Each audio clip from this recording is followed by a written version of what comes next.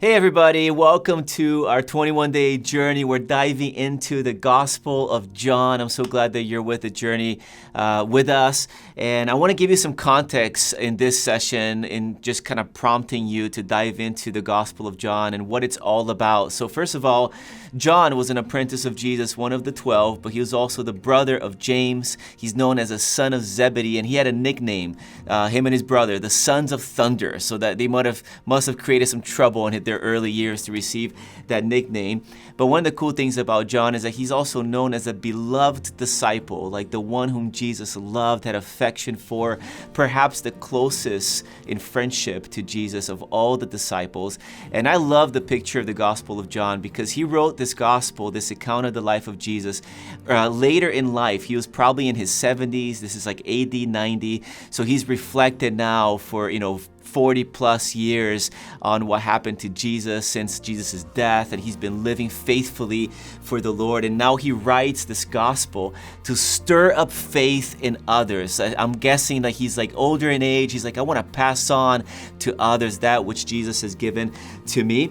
And he specifically even writes in his gospel that he wrote it so that you might believe and find life in Jesus.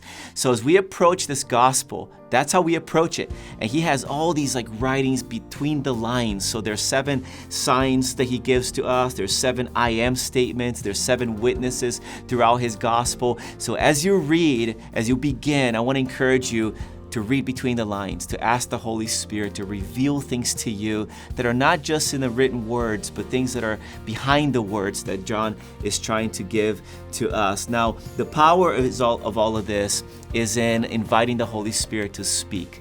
So I'm going to read just the first few verses and give you a little bit of some clues on how to dive into this as you continue the journey. But John chapter 1, he says, "In the beginning, the Word already existed. The Word was with God, and the Word was God. He existed in the beginning with God. He created everything through Him, and nothing was created except through Him.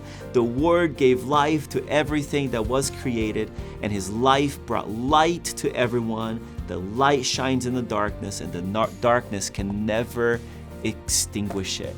Now, a lot of imagery, and the first few verses can be a little confusing, so sometimes people stop. I just want you to know what John is trying to do here is paint the picture that Jesus is not just a normal human. Jesus is everything. He was in the beginning. He wasn't just created, in his century. He was in the beginning of creation. He will always exist. He is life. He is light. He is truth. So John is trying to paint a picture that Jesus is supreme over all things. So as you read this gospel, as you continue even in chapter 1, I want to encourage you to pay attention to how John describes him decreasing and Jesus increasing. And as you read every verse, invite the Holy Spirit to speak to you that way. Lord, what does this mean about you in your greatness? And what does it mean about me and how I should submit to your greatness? So invite God to speak and reveal Himself to you as you read this chapter and the following chapters. Read slow in conversation with the Holy Spirit. Notice words that might pop out at you, little things that are in between the lines, emotions that come into your soul as you read these words. How does it apply to you today? The power of this gospel in our lives is going to be when we invite the Holy Spirit to use it as a mirror.